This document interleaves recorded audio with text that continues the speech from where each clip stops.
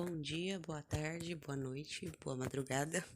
Meu nome é Jéssica e eu vou dar a primeira introdução sobre o nosso trabalho, feito por Aline Campos, Lorena, Monique e por mim.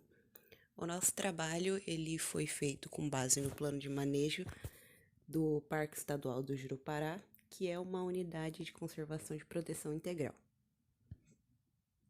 Primeiramente, o primeiro item do nosso trabalho ele é a categoria da unidade de conservação e a identificação. Como consta no plano de manejo, o Parque Estadual do Jurupará, até 2010, ele já constava como uma área protegida há 32 anos, sendo que 18 anos ele era considerado um parque estadual. Porém, os outros 14 anos, ele era uma área protegida, porém ele era considerado uma reserva estadual florestal, dentro do período de São Roque. O parque, ele se encaixa na definição de uma OC de proteção integral, que fica no estado de São Paulo, e ele possui grande quantidade de áreas ocupadas em relação aos seus municípios e etc. Ele fica numa localização estratégica, que vai ser abordada mais à frente, e além de ele ser uma área protegida por si só, ou seja, ele já tem uma própria contribuição na sua área, ele também contribui para a proteção da bacia hidrográfica do Alto Juquiá, já que ele abrange uma rede hídrica que é composta pelos formadores do rio Juquiá, do rio Juquiá-Guaçu e do rio do Peixe. Em relação à sua localização, como já foi dito, o Parque do Jurupará está localizado no estado de São Paulo, mais especificamente na região sudeste, e ele fica entre os municípios de Biúna e Piedade. Para quem quiser jogar no Google Maps para dar uma olhada, eu deixei as coordenadas aqui no slide. E aqui também tem um mapa em contexto estadual da localização do parque. E aqui nós temos o segundo slide, que é o mesmo mapa do Parque Estadual do Jurupará, né, do Pejo, só que dessa vez ele está em contexto municipal. Para quem quiser dar uma olhada nas figuras e mapas apresentadas nos slides, basta dar uma olhada no plano de manejo, que elas estão disponíveis lá em melhor qualidade. Olá, meu nome é Lorena e eu vou falar um pouquinho sobre a área e a significância do Peju. Bom, as áreas abrangidas pelo Parque Estadual do Jurupará são os municípios de Biúna e Piedade. Então, aqui ao lado esquerdo temos uma tabela que mostra toda essa abrangência juntamente com os valores. Então, aqui, a área total do parque, ela corresponde a 26.250,47 hectares, que são distribuídos entre esses dois municípios.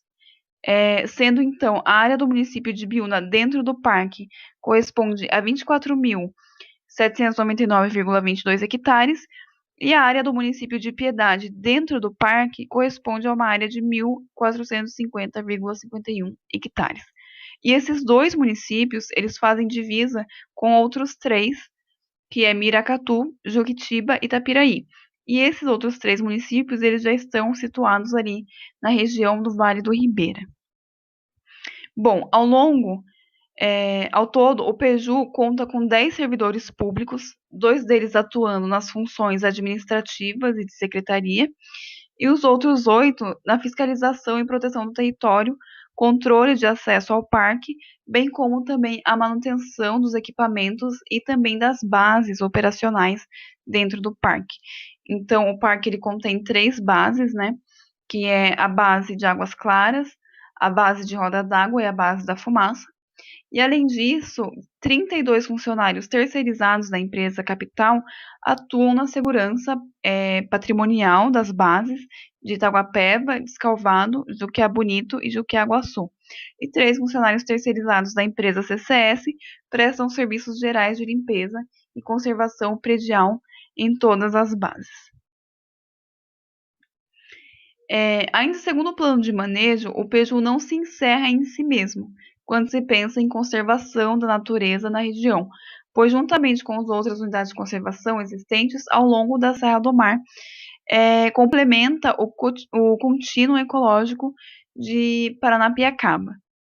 Então, o alto valor ambiental deste contínuo e a necessidade de sua preservação e futuro aumento territorial é destacado por Campos quando trata do Parque Estadual de Intervales. Então, aqui ao lado esquerdo a gente tem um destaque feito por Campos, que é o seguinte: orientada no sentido NESW, acompanhando a direção brasileira da Serra do Mar, esta extensa sequência de áreas naturais interioriza-se e perfaz um grande arco de inflexão, distanciando-se da linha da costa nas porções do maciço montanhoso ao sul do estado. A ampliação desses alongados parques estaduais, com a inclusão de ecossistemas de planície ou planalto nos rumos sul e norte, permitiria abrigar novos ambientes e oferecer maior representatividade da flora e também da fauna. Bom, além da importância ambiental, o parque também possui importância cultural, que é reconhecida pelo Conselho de Defesa do Patrimônio Histórico, Arqueológico, Artístico e Turístico do Estado de São Paulo, da Secretaria do Estado da Cultura, e isso, né, é através da resolução número 40 de 85, que tomba a Serra do Mar e de Paranapiacaba, devido ao seu grande valor aí paisagístico, incluindo também o tombamento no livro do tombo arqueológico, etnográfico e paisagístico. O Peju, ele constitui também uma zona núcleo da reserva da biosfera da Mata Atlântica, que é uma posição geográfica estratégica que poderá unir, por meio de corredores ecológicos, a Serra de Paranapiacaba à Serra do Mar, formando então um imenso corredor que engloba tanto unidades de conservação de uso sustentável, como unidade de conservação de proteção integral. E também, né, é entendido que o valor ambiental e paisagístico do Parque Estadual do Jurupara vai além dos seus limites territoriais, sendo que essa unidade de conservação compõe, juntamente com outras, uma expressiva área contínua, onde a conservação da Mata Atlântica remanescente e o uso responsável do patrimônio natural associados possuem papel central nas políticas conservacionistas implantadas pelo Estado. Olá, meu nome é Monique e eu irei falar sobre zoneamento e seus usos de permissões e restrições sobre o plano de manejo do Parque Estadual Jurupara. Os zoneamentos têm como definição ser setores ou zonas de uma unidade de conservação, tendo como objetivo alcançar a harmonia e eficácia desse ambiente.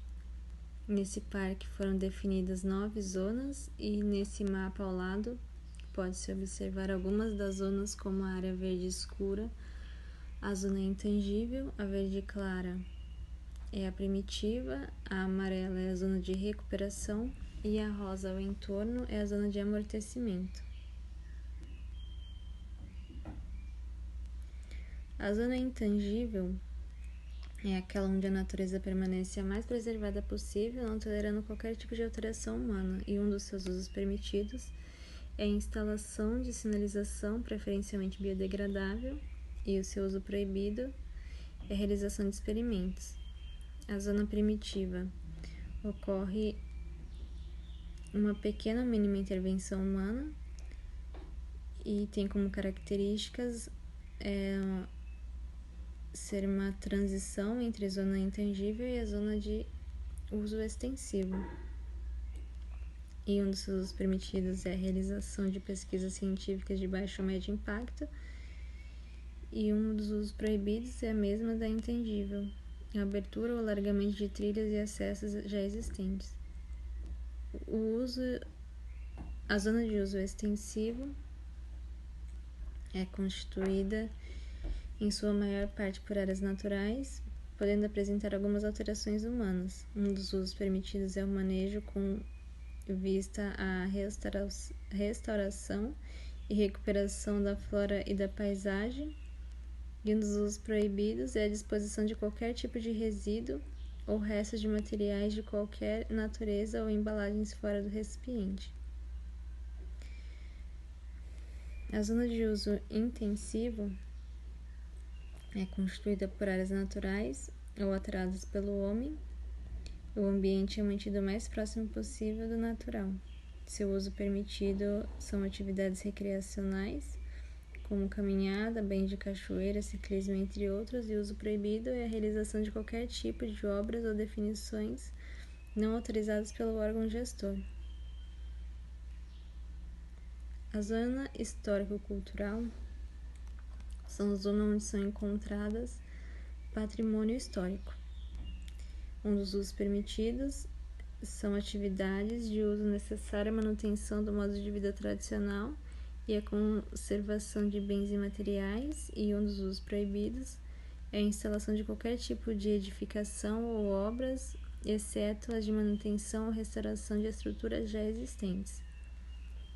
As zonas de recuperação são áreas consideradas degradadas pela ação humana e é considerada uma zona provisória, e quando restaurada será incorporada novamente a uma zona permanente.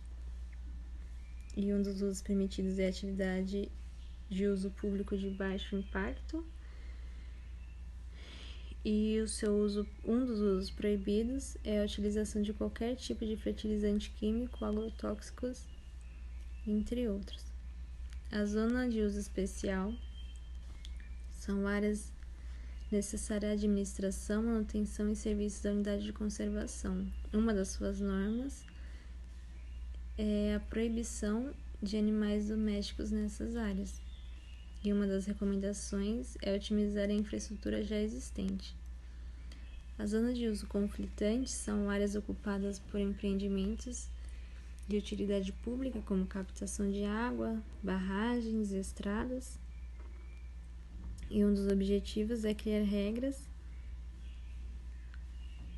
para que as empresas que operam essas estruturas contribuam com a proteção, monitoramento, controle e implantação do parque. As zonas de amortecimento têm como objetivo definir as diretrizes para o ordenamento territorial, de forma a proteger e recuperar os mananciais, os remanescentes florestais e as paisagens ao entorno do parque, e integrar ações com as demais instituições da SEAQUA. Bom, eu sou a Aline Campos e vou falar um pouco sobre os planos para o manejo do Parque Estadual do Jurupara. Nesse caso, o plano estabelece o que eles chamam de programas para esse fim. Então, tem o programa de gestão organizacional, que foi elaborado a partir do diagnóstico da compilação dos dados, como infraestrutura e equipamentos, abastecimentos de água, resíduos, que o seu intuito é que viabilizar e gerenciar os recursos necessários e disponibilizá-los para que o parque tenha condições para se organizar. Outro programa é o Programa de Proteção Ambiental, que tem o intuito de realizar ações para prevenir e coibir a depredação de bens e terras públicas por meio de vigilância tanto patrimonial quanto vigilância ambiental. Seu objetivo é assegurar a integridade do patrimônio ambiental e do patrimônio construído dentro da UC, minimizando os danos ambientais em seu entorno e promovendo ações compatíveis com a sua conservação. Também tem o Programa de Regularização Fundiária, que tem o objetivo de planificar e executar as providências necessárias à efetiva consolidação da posse e domínio do Estado sobre as terras, que integram a unidade de conservação, atendendo então não somente ao que dispõe as normas ambientais e administrativas, mas em especial ao desenvolvimento dos demais programas de gestão, dando eficácia às políticas públicas que são estabelecidas para a proteção da biodiversidade. Ou seja, o objetivo é livrar essa terra de quaisquer ônus, a fim de cumprirem com o objetivo de conservação, que é o intuito da unidade de conservação. Aí tem também o Programa de Uso Público. Ele é um dos componentes do plano de manejo, deve ser inserido no planejamento da unidade de conservação para garantir maior eficácia na administração e no manejo da área. A regulamentação dessas atividades pode minimizar os impactos gerados pelas atividades desordenadas. Então, o objetivo desse programa, segundo o plano de manejo, é propiciar aos visitantes o contato com a natureza e com as culturas locais, por meio de experiências recreativas e educativas, construindo princípios e valores e posturas voltadas, para a conservação da biodiversidade. E, além disso, realizando a gestão da visitação. Aqui tem um mapa do plano de manejo, que ele mostra os atrativos que tem e o que os visitantes podem fazer dentro do parque. Aí o penúltimo dos programas apresentados é o programa de pesquisa e manejo do patrimônio natural e cultural. Esse programa, ele vai consolidar o planejamento das ações de pesquisa e manejo do patrimônio tanto natural quanto o cultural também. Então, o seu objetivo é identificar as demandas e produzir informações para subsidiar as diretrizes e ações dos programas de gestão, visando a conservação do patrimônio natural, do histórico e também do patrimônio cultural, e estimular e apoiar o desenvolvimento de pesquisas científicas e desenvolver parâmetros ambientais para o monitoramento do parque. Aqui tem um quadro sobre os objetivos desse programa e algumas de suas diretrizes, que são a gestão do programa, a gestão da pesquisa, o manejo do patrimônio natural e o manejo do patrimônio cultural. O último dos programas apresentados é o programa de interação socioambiental. Esse programa deve tratar dos principais conflitos que se evidenciam entre a conservação e os vetores de pressão que atuam no parque.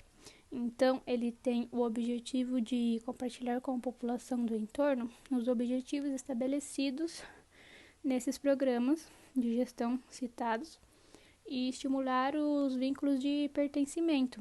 Também contribuir com a proteção e recuperação do contínuo florestal da zona de amortecimento e contribuir com o desenvolvimento da comunidade e que esse desenvolvimento seja sustentável. Agora, sobre a análise crítica, eu vi alguns autores falando sobre que muitos planos de manejo têm informações cartográficas insuficientes. Não é o caso do plano de manejo do Peju. Ele tem muita informação cartográfica de qualidade, bem georreferenciado. Tem uma técnica em geoprocessamento que participou da elaboração. Outro ponto, ele aborda a sustentabilidade. Também aborda os conflitos, que tem alguns planos de manejo, segundo alguns autores, que não abordam os conflitos. Ele aborda, tanto que tem um programa para isso, o programa de interação socioambiental. E também a equipe de elaboração do plano de manejo conta com integrantes do parque que conhecem a realidade e, dessa forma, contribuem com seu conhecimento local mesmo, não apenas teórico. Então é isso, pessoal. Muito obrigada por assistirem a nossa apresentação. Bom dia, boa tarde, boa noite, boa madrugada e até a próxima.